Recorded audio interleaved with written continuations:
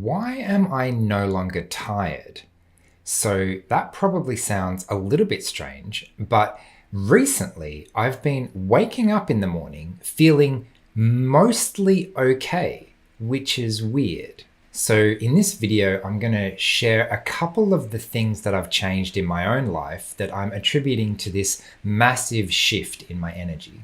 For a long time, I was basically tired all day, every day. And so to suddenly feel like I have some energy is a really big difference. Hi everyone, Paul Micallef here from Autism from the Inside. I make weekly videos sharing the human side of autism, so make sure you hit subscribe to get the latest content. So a lot of the time, my videos are essentially sharing ideas, breaking down different autism-related concepts and experiences. Today is going to be more like a personal update of things that I've been trying recently. I've noticed some very interesting results, and maybe what I've tried might help you as well, or at least be vaguely interesting or give you some ideas about what you might like to do. Maybe you've seen some of my previous videos on managing burnout and sleep and that kind of thing. Recently, I've been trying 3 new strategies that seem to be working. And for me, any progress is good progress. So it's not like everything's perfect now, but I need to celebrate every little win, getting closer to the goal of feeling mostly okay most of the time.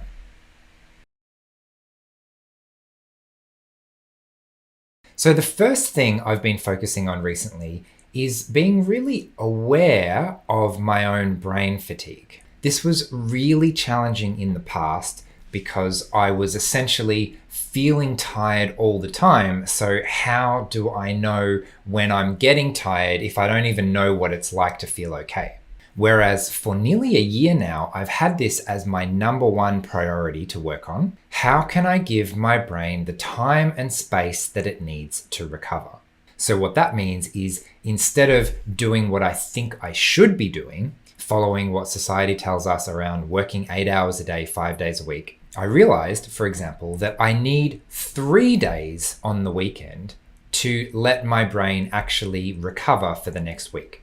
So that was a good start, but it still wasn't enough. My subjective experience was of starting work on a Monday morning and being able to push myself so hard that by Monday afternoon, I was done for the rest of the week. And then what I would do is wake up on Tuesday and still try and get some work done. And then the same thing on Wednesday and the same thing on Thursday, which essentially means I would have 1 productive working day and then 3 or 4 relatively useless days where I was neither resting nor working effectively.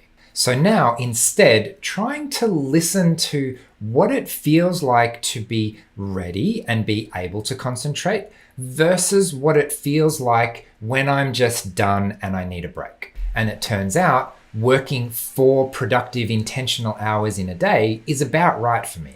And counterintuitively, if I try and push myself to work more than that, then I wreck myself for the next day as well. But if I listen to the brain fatigue and actually take a break from trying to concentrate on that intense work, it means I can actually wake up the next morning feeling mostly okay and ready to put in another couple of hours of work. So that sounds kind of counterintuitive, but by allowing myself to take half a day off every day, I've effectively tripled the amount of productive work I can do in a week. And the most difficult part of that is mentally, psychologically giving myself permission to do what I know my body needs. And I did a video on that recently too. So other than just pushing myself to keep going, the other way I was inadvertently shooting myself in the foot was by not planning anything to do in my downtime. And so what happened instead is I'd end up just scrolling through social media for hours at a time, or watching YouTube or listening to audiobooks, which is a tiny little bit better, but it still takes concentration and energy for me to be constantly absorbing input like that. So again, counterintuitively for me at least, having free time wasn't actually relaxing. What I needed to do is put something into that free time so that it would, #1, force me to stop working, and #2, give me some structure of what I'm actually going to actively do in the time where I'm not trying to be productive.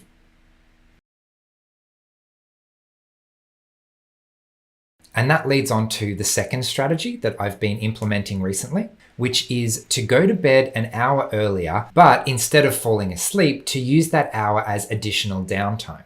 So I might do some stretching or read a book or do a little meditation or something like that. In fact, the thing that's worked best recently is to have a structured routine of all three of those things. So I'm literally sitting in bed ready to go to sleep, but instead of putting my head on the pillow, I've got 30 to 60 minutes worth of relaxing, getting ready to sleep, getting ready to reduce the amount that's going on in my brain so that I can actually relax my whole system, because simply adding hours of sleep doesn't necessarily help. What I found if I tried to just add hours of sleep is that the quality of my sleep would reduce. I'd end up not sleeping as deeply or waking up earlier in the morning. So this way, I'm actually going to bed an hour later, but by that time I'll be more tired, more ready to sleep, conditioning my body to sleep well with a high quality rather than just trying to maximize the quantity. Now, in some ways, these first two strategies are things that I've tried before in different variations. I happen to find a way that works a little bit better recently, but I have tried similar things in the past. This third strategy, though, I think probably underpins all of the others. It is roughly based on something that I used to do, but I feel like deliberately incorporating it again has made an almost immediate palpable difference. And what I'm talking about is intense exercise. So recently, what that's looked like is strength training. Lifting weights, essentially. There's a little bit more to it than that, but I think the important part is pushing my body to its limits. I've found that it's the intensity of the exercise that makes the biggest difference for me. If I go for a walk or a run or I do something else that's kind of moderate level intensity, I'll feel really tired at the end. Like, that makes sense. I've just exhausted myself with all of this physical activity. But weirdly, when I do strength training, when I do other kind of really high intensity stuff, I feel energized at the end instead of just tired. I remember a couple of years ago when I was training for a half marathon, I was talking to a lot of friends who actually run quite a bit. I was really struggling with the whole thing and I was just trying to get some good advice, guidance, motivation, that kind of thing. And so my question was, how do they keep doing it? Running is so hard. You've got to just push and push and push for so long. What's the benefit of it? But talking to my friends who actually did it, most of them would describe something like a runner's high. Something like, I go for a run and then I feel good. I feel it. I'm feeling the runner's high. And I just never experienced that. I think after I successfully completed this half marathon and then told myself, right, that's it. I never need to run again for the rest of my life. That was nearly 10 years ago now, and I'm slowly thinking maybe I should pick it up again just a little bit, but that's a completely different story. The point is that at the end of that race, I basically went home and had a nap. It exhausted my energy and I needed to sleep to get the energy back. So the difference with strength training, or what I used to do a couple of years ago, was called high intensity interval training, which is essentially push yourself really hard for maybe 30 seconds and then take a break for maybe 10 seconds and then go again, right? So it's really high intensity. And what that did, somehow, I don't really understand exactly what's going on, but it turned on my body so that after that experience, I had more energy. It's a little bit like taking a cold shower or taking a really cold swim or something like that, where it's so intense that your body has to turn itself on just to survive. And then when you get out of the freezing cold water, suddenly the air temperature that was previously so cold actually feels warm in comparison. So weirdly, I needed to cross that threshold so that my body actually turned itself on. And so that's I think just my guess as to what the difference with that has been. The flow-on effects, however, mean that I'm actually legitimately more tired at the end of the day. And being more physically tired, it's easier to avoid the mental thing of like just scrolling through social media. My brain has already turned itself off. I've already got my dopamine hit. And so there's nothing left to do but sit in bed and read for an hour before going to sleep. So that's why I've mentioned the first two strategies in conjunction with this one. I think it's probably the third one that's made the most difference recently. But having just that tiny little bit more energy makes it easier to do those first two strategies. Feeling actually good some of the time makes it easier to notice when I'm tired, when I need to take a brain break. Feeling physically tired makes it easier to go to bed an hour early and actually have more time to wind down because I'm more tired and I'm going to sleep better as well. And then so that improves the sleep, which means when I actually wake up in the morning, I have more energy because I spent more energy yesterday. This is one of the big mistakes that I think a lot of people make regarding energy. It's kind of easy to think if I don't have enough energy, I need to spend less so that it's like a budget, right? Except energy is not like a budget.